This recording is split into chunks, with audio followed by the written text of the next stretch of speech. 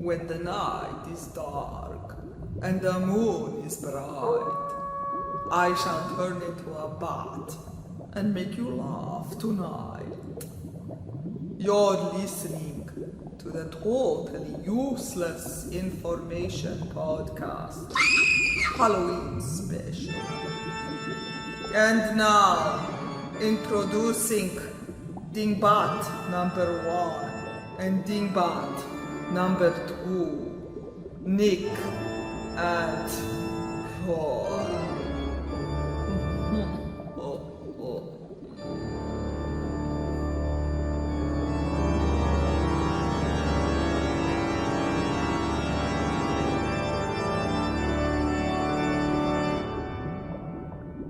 Boo.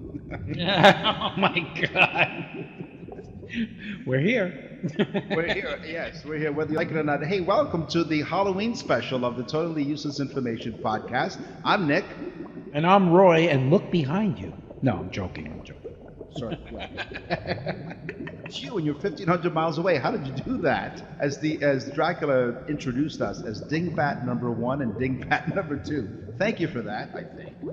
So we're going to provide you with all kinds of Halloween type stuff. So when you're at your Halloween party this weekend or whenever, this is the information you bring to the party, and you will be the hit of the party, guaranteed, or your money back. That's right. And you're probably dressed up. Well, some people dress up just for fun in the evenings. Well, we'll get to that at another time. Let's get right into it, Nick. In the movie Halloween, which is a very popular Halloween movie, their budget was so tight that they used a William Shatner mask. William Shatner from Star Trek. They purchased the mask in a party store because it was the cheapest mask they could find. And that's the mask that the guy is wearing. It's a William Shatner mask. He's a scary bastard anyway, isn't he? He is Canadian. There you go. Yeah, but so pumpkins, scientists have believed that pumpkins originated in North America about 9,000 years ago. But the oldest pumpkin seeds have been found in Mexico and date back to somewhere between 7,000 and 5550 BC. So they found the seeds in Mexico, but they assembled them in America, kind of like the free trade agreement. Yeah, they probably smuggled them over the wall. Back then, they used to go the other way. That's when they had smashing pumpkins. Yes, that's a great group. Listen, the first jack-o'-lantern, pumpkin, right? The first jack-o'-lantern was made not from pumpkins, but from turnips. The first jack-o'-lantern was not a pumpkin, it was a turnip. Oh my gourd. Oh my God. You have to say that like Mrs. Howell. Oh my God. No, don't do that. The word pumpkin originates from piapon, which means large melon in Greek. It evolved from pompon in French and pumpion in Britain. The Americans later changed it to pumpkin, and that's how we use it today. There are 45 different varieties of pumpkins. They range in color from red, yellow, green, and they're technically a fruit. Yeah, cool. Kind of like the word tatas, which means well-formed melons. No, again, that's not true. Listen, Halloween, that we all know and love, is the second most grossing commercial holiday, economically, of course, but second only to Christmas. So Halloween, all those candy sales and all those costume sales and everything we do, putting stuff out on our lawns, and that is the second largest grossing holiday of all, Halloween. That's gross. Candy corn. You all love those candy corns. We got them in our trick-or-treat bags over the years. I love candy corn. Now I'm diabetic. I can't have it. Well, it's okay because some think that they taste like chicken feed.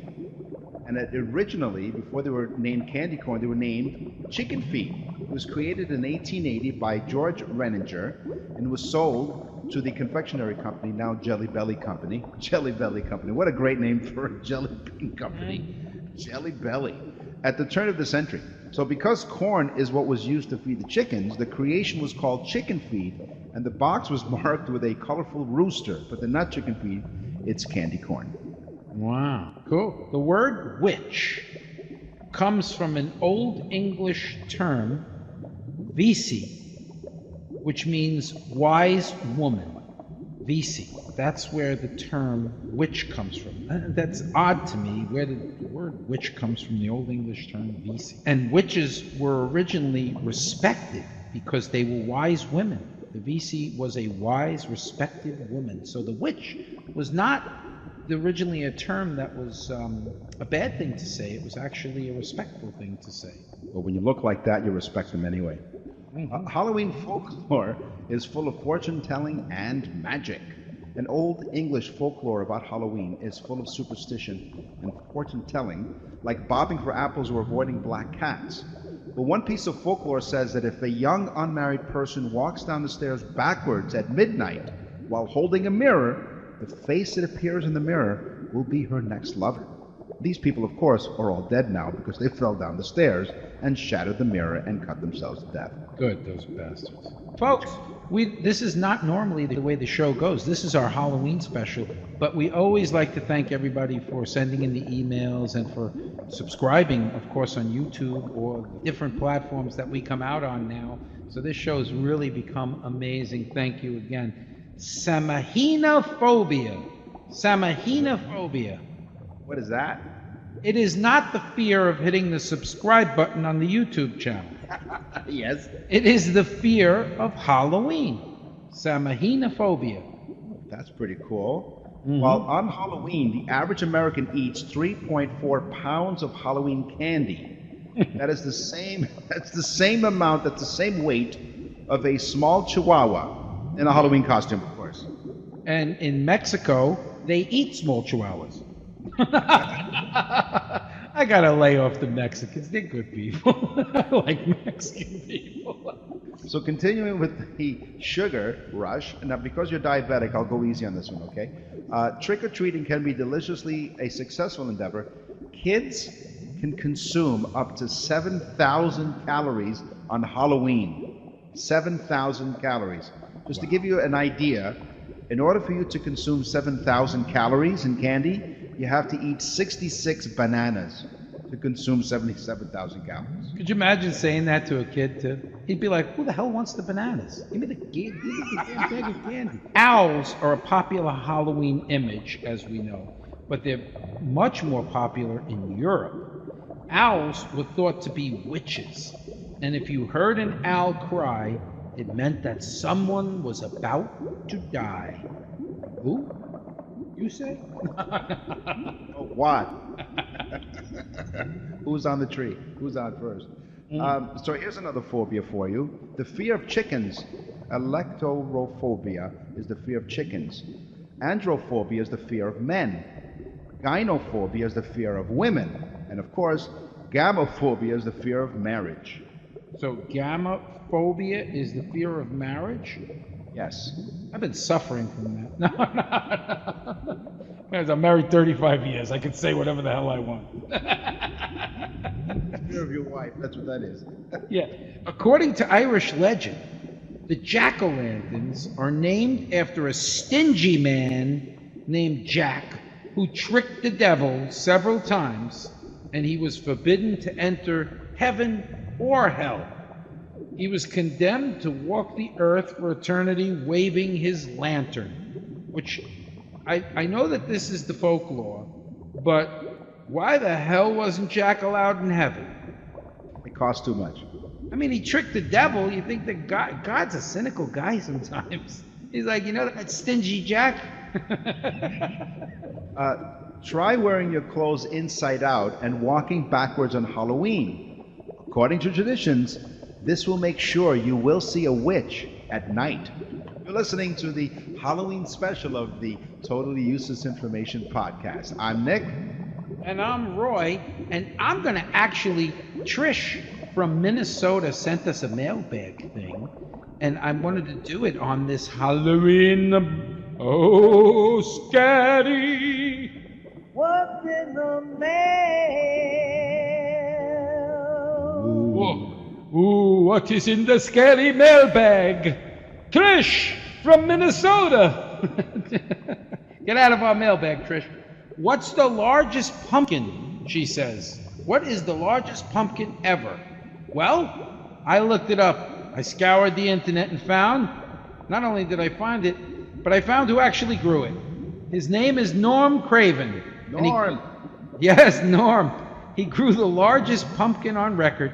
In 1993, it was 836 pounds, or 5 pounds shy of Norm's wife. Again, oh my gourd.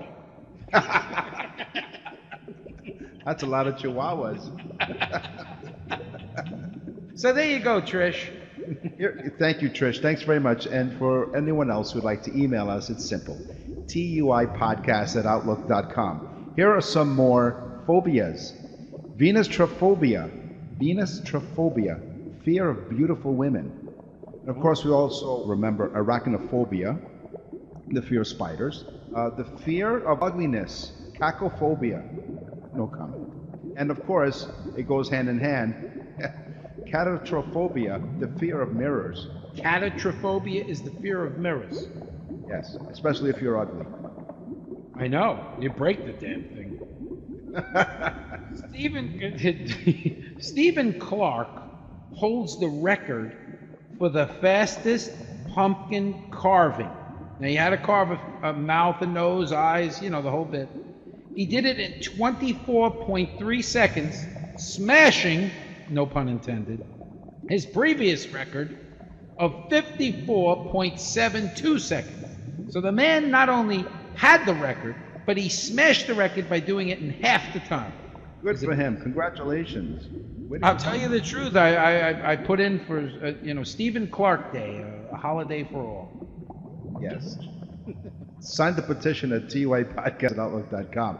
So Dracula, of course, and vampires are staples in the Halloween holiday, as we're celebrating. On the Totally Useless Information podcast, this is the Hallowe'en Special.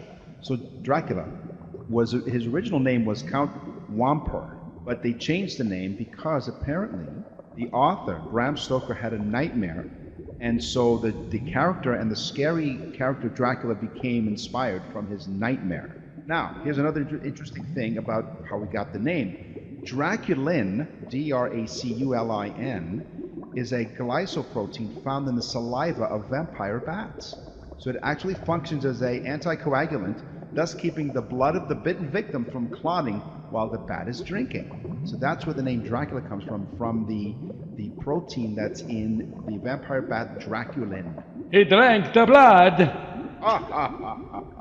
Trick or treat started when the ancient Celtics put out treats for the spirits during the festival that marked the end of the Celtic calendar and the beginning of a new year. So they started it by putting out treats for the spirits.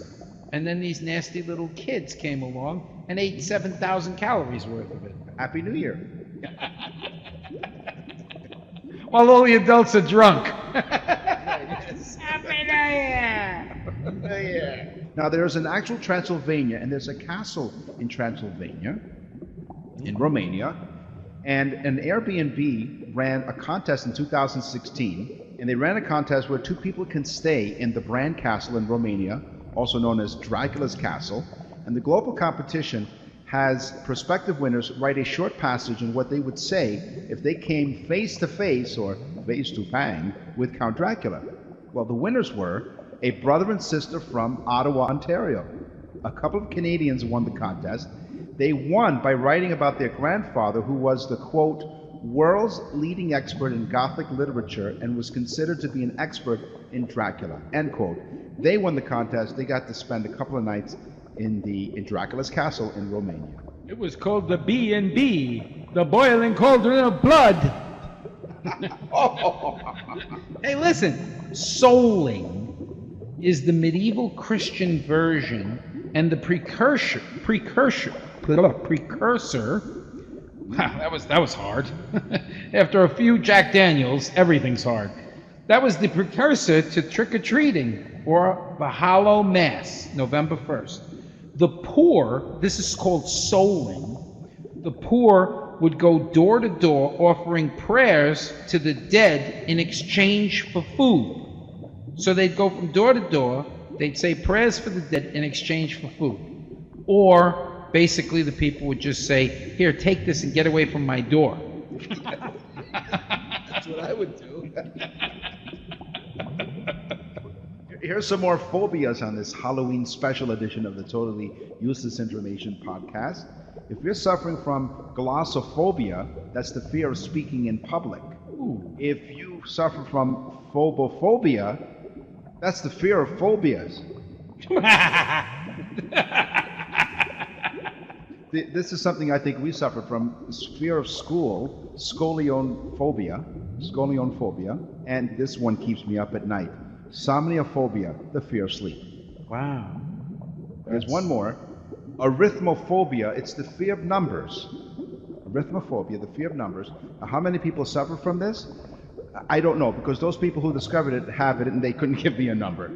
Arithmophobia is the only one that counts.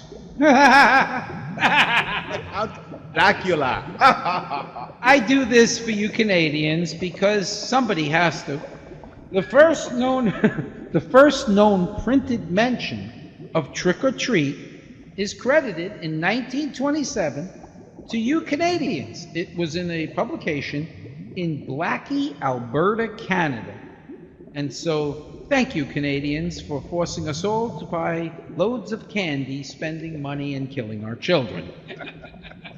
As a kid, did you ever eat Count Chocula? I love the Count Chocula and the Frankenberries. And Boo Betty cereals. Well, let's go back to the 1970s with these commercials. Glorious day. And the complete breakfast with Blueberry. Huh? Into the waves, Boo. Bye bye.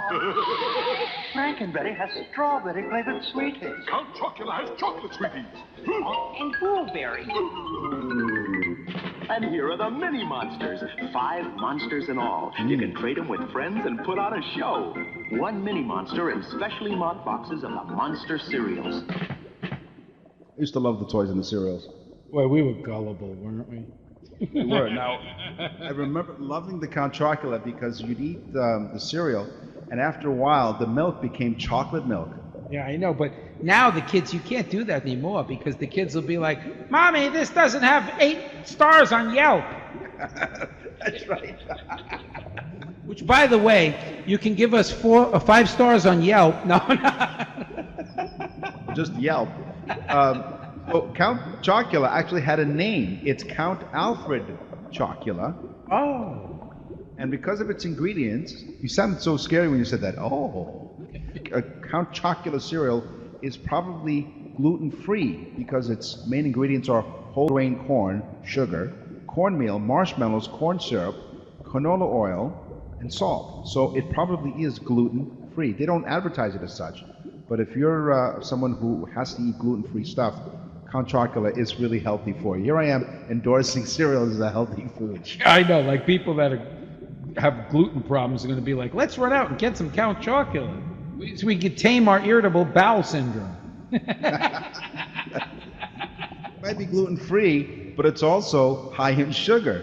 So while a serving of Count Chocula cereal is 3/4 of a cup or 27 grams for each serving, that means every single spoonful of Count Chocula is 33% sugar by weight. Wow. See, this is why I can't have it. You know, the poor animals, you know, I really think about them all the time, and Halloween is no exception. And the poor cats, the druids would throw cats, and they put them first in wicker baskets. That was nice of them, I guess. And then they would proceed to throw the cat into a fire as an offering. Wow. My God. The only good thing about it was they would use the same cat 9 times.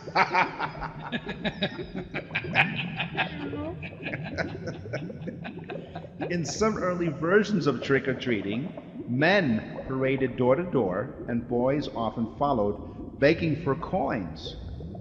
So most of these, I lost my page. Hold on. Most of these. He's very crazy. I was thinking about those poor cats. Most of these early trick-or-treaters were poor and needed the money, but wealthy children also join in on the fun. So door-to-door begging was mostly stopped in the 1930s, but re-emerged later in the century to distract kids from pulling Halloween pranks, like throwing baskets of kittens into fires. Jesus. Do you know what the actual birthplace of Halloween, the actual word Halloween and the actual, we said before Celtics, the actual birthplace of Halloween is Ireland. They have two things that they've invented, Halloween and hangovers. Yes. Sorry to the Irish, please don't write in. But when you become sober, TUI podcast at outlook.com. What's an Irish 6-course meal? I don't know what is an Irish 6-course meal. Actually, I blew the joke. It was an Irish 7-course meal. It's a potato and a 6-pack of beer. So please disregard that joke. We'll edit that out. Keeping that one in. Depending on your political point of view, the White House could be haunted. The United States' most famous address had several reports of ghostly appearances and eerie sounds. No, it's not the president's tweets. The most common ghost sighting is of Abraham Lincoln, who had been spotted by the First Lady Eleanor Roosevelt, Queen Wilhelmina of the Netherlands, and Sir Winston Churchill. Other paranormal guests include Andrew Jackson, David Burns, and Abigail Adams. So yes, the White House can be haunted. Well, Halloween actually had two names that they were bandying about back in the old times, and then eventually it becomes Halloween, but it was first called the Snap Apple Night, and it was also called Summer's End by some very unimaginative, boring people. Yes. Snap Apple Night, really? Come on. Snap Apple Night, it would have never caught on. No, not at all. Especially after Coca-Cola Sundae. Exactly. Every single part of the pumpkin is edible. The skin, the leaves, the flowers, the pulp, the seeds, and the stems. We used to have a neighbor across the way, and so she used to grow pumpkins, and she used to take the flowers from the pumpkins and make them in, she would fry them, and they were absolutely delicious. A little bit of salt on them, it was absolutely delicious. That sounds good. I'm hungry. We do this podcast before dinner. One last thing about pumpkins. They are an excellent source of potassium, vitamin A, and beta-carotene, the powerful antioxidant that gives the orange vegetables their fruit and their color. But pumpkins are 92% water. Wow. 92%. Yes. Wow. That's pretty cool. The ancient Romans got into the act, but they called Halloween the Festival di Pomona, or I like the free candy. No. They would celebrate Halloween, and their celebration featured something we all know, bobbing for apples and nuts because they would float. That's fantastic. I like that one. Yes. So pumpkins and squash were historically important food staples among Native Americans. They would grow the squash along the riverbanks next to the maize and the beans, and it was a planting technique they used called the Three Sisters method, which allowed the three crops to sustain each other. Corn served as a trellis upon which the beans could climb, and the beans were nourished by the sunlight and kept the corn stalks stable on windy days. While also nourishing their soil, the pumpkins sheltered the corn's shallow roots and prevented weeds from taking holes. The Three-Sister Method. You remember the Three-Sister Method, don't you, in high school?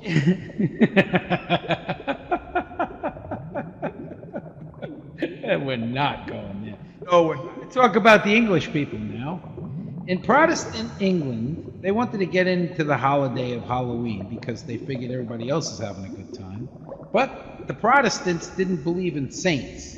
So they created a holiday. Now get this is the English for you. They called it Guy Fawkes Night to honor the execution of this guy named Guy Fawkes, who tried to blow up Parliament in 1605. I guess he wasn't forking around.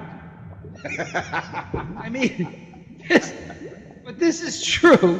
It was called the Guy Fawkes Night Festival, and that was the English's Halloween in the 1600s. Well, listen to this. This one I really like. Scottish girls thought they could see an image of their future husband, okay, if they hung a wet sheet in front of the fireplace. And then they would look through that sheet, and then they could see their future husband. And this just in, lots of Scottish girls died in horrific fires. That's horrible. I don't need to laugh at that one. And now, wait, I need to just throw this in, Nick. I get on the Mexicans, and there's reasons why. The Mexicans celebrate Dios de los Muertos, or the Day of the Dead, or the proper translation, tell Trump to go to hell. Dios de la Muertos. November 1st is actually the Mexican Halloween, and adults hit the costumed children thinking that they're piñatas. No, they don't do that either. I just thought that was funny. Yes. Well, let's go back to the previous one for a second. So, a single woman would hang a wet sheet by the fireplace? Yes, they would hang a wet sheet over the fireplace, look at the fire through the sheet, and see the future husband. Not very smart. No, it wasn't. Although I think what she was looking for someone who was well hung. That's pretty funny. Hey, listen, we usually do expressions, right, on this show. So I have one expression because I don't want to let people feel left out, and it's the word bonfire. We all know what a bonfire is, and some people think it's barn fire, B-A-R-N, but it is bon, B-O-N, bonfire. And it was a Druid term. The Druids would set a big fire up, and they would throw the bones of cattle into the fire. The bonfire became the word bonfire because they would throw the bones. It was originally called the bone fire, and then just was shortened to bonfire. So there's the expression bonfire, so we don't leave people out. But I have one more thing to say, and it is a question for you, Nick, before we end this show. What do you get if you divide the circumference of a jack-o'-lantern by the diameter? I don't know what. You get pumpkin pie! It is very scary because it is the end of the show. We have no time left for totally useless information podcast. On the Halloween special, we have to shut off the porch light now. That's it. We're done. The candy bowl is empty. We are done with the totally useless information podcast. What? Going so soon? Rats, you and your podcast. I'll get you, my pretties, and your little podcast too. Bye.